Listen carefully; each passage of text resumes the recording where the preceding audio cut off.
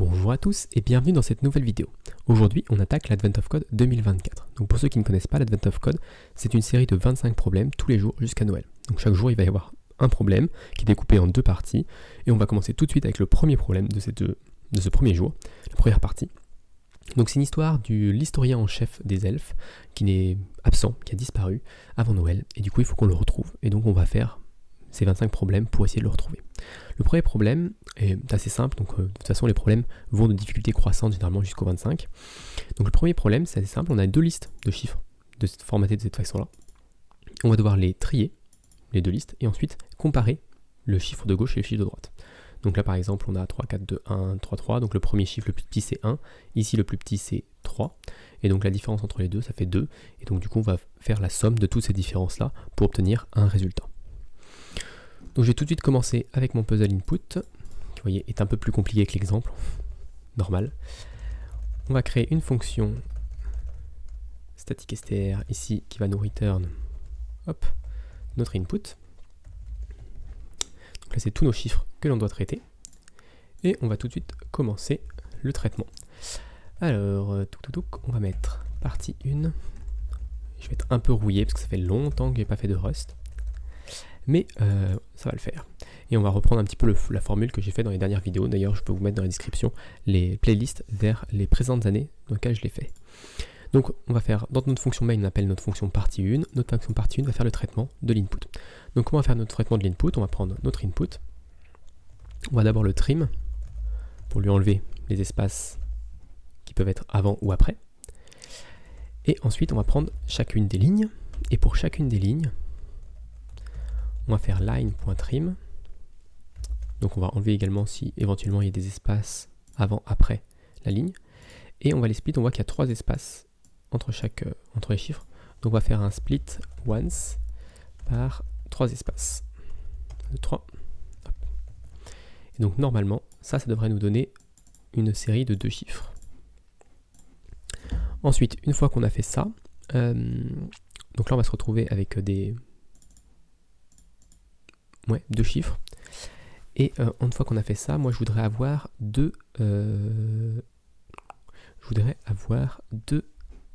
chiffres, enfin 2 colonnes, pour pouvoir trier les 2 colonnes et ensuite pouvoir les rejointer et faire la différence. Donc la première chose à faire, ça va être de faire un unzip. Donc la fonction unzip, la fonction zip en programmation fonctionnelle, c'est vous avez 2 collections, donc 2 listes par exemple de nombres, et vous voulez les lier ensemble. Donc vous allez avoir le 0 d'une des listes et le 0 de l'autre liste qui vont être associés ensemble dans une nouvelle liste, etc. 1, 1, 2, 2, 3, 3, etc. Nous, on veut faire l'inverse, on a une liste de tuples et on veut pouvoir récupérer 2 listes bien distinctes.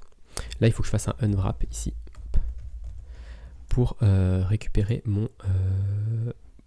vraiment le split allowance peut échouer s'il n'y a pas de 3 espaces dans une des lignes.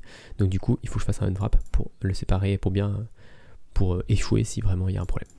Et ensuite avec le unzip on va récupérer deux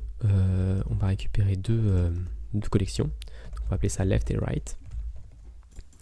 Et ensuite ce que je vais faire, c'est que je vais faire let left est égal left.collect et je vais le collect dans un vec de U64. Donc U64 c'est un chiffre sans forcément positif. Et donc là, avant de faire le collect, parce que là, actuellement, j'ai une left, c'est mon tableau, c'est ma liste de chiffres, mais pour l'instant, c'est que des chiffres comment dire, c'est que des chaînes de caractères. Donc avant de ça, il faut que je puisse le mapper, ici, pour transformer ma chaîne de caractères en chiffres. Donc là, on va voir, je sais pas comment je peux appeler ça, a.parse.unwrap. Donc là je parse le chiffre depuis 18944, la chaîne de caractères 18944, je vais essayer de parser un U64, je l'unwrap et ensuite je fais un point collect. Tac. Ça fait tellement longtemps que j'ai pas fait de Rust que je suis même pas sûr d'avoir une extension Rust qui est chargée, parce que ça m'étonnerait que j'ai aucune erreur ici dans mon code. Donc peut-être que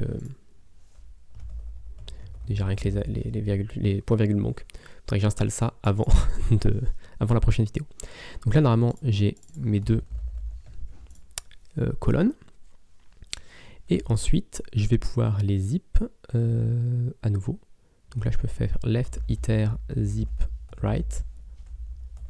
Donc ça me permet d'avoir mon association. Map. Ici je vais obtenir A, B. Et je vais pouvoir faire ma différence, ma soustraction. Donc je vais faire A moins B.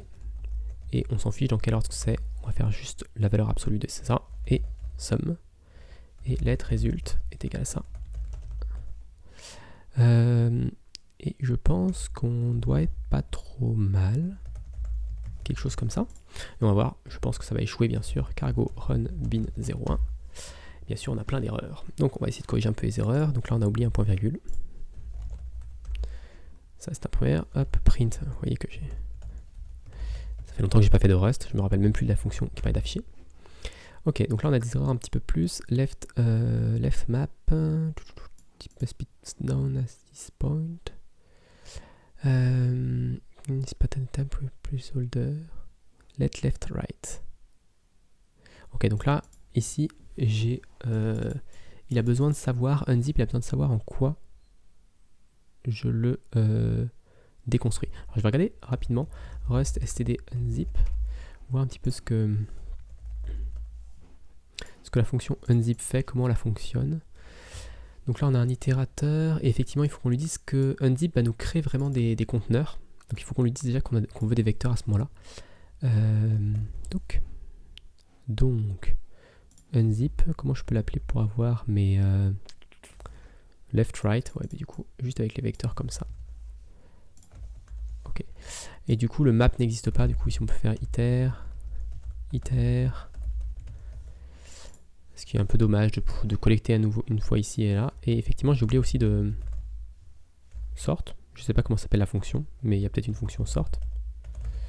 Il faut quand même que je les trie avant de les rezipper, c'est quand même l'objectif. Ok, donc là si je relance... Ah oui, donc là il veut pas parce que A et B sont des U64, donc c'est forcément des chiffres non signés. Donc quand je fais A moins B, là déjà je fais un non signé moins un non signé, il va pas me faire une valeur signée, il va me faire une valeur non signée. Et donc du coup, ça lui posera problème. Pendant un certain temps, là il aura un truc qui est non signé, et c'est un peu bizarre. Ok. La somme, il veut savoir ce que je veux à la fin. Ce que je veux à la fin, c'est sans doute un i64, parce que j'avais des i64 là-haut. Ensuite, vu que left et right, je les sorte, il faut qu'ils soient mutable, parce qu'on va modifier le tableau. Ok, et donc là, ça me donne un premier chiffre, et on va voir tout de suite si je suis pas trop rouillé sur cette partie 1. Oui, c'est bon, on a la bonne réponse. Donc on a notre première étoile sur les 50 à obtenir, vu qu'il y en a une par partie, pour chaque jour de décembre jusqu'à Noël. Donc voilà pour cette vidéo, j'espère qu'elle vous a plu. Si elle vous a plu, n'hésitez pas à vous abonner à la chaîne et à la partager autour de vous. Et puis moi je vous donnerai très rapidement pour la suite de ce Advent of Code 2024.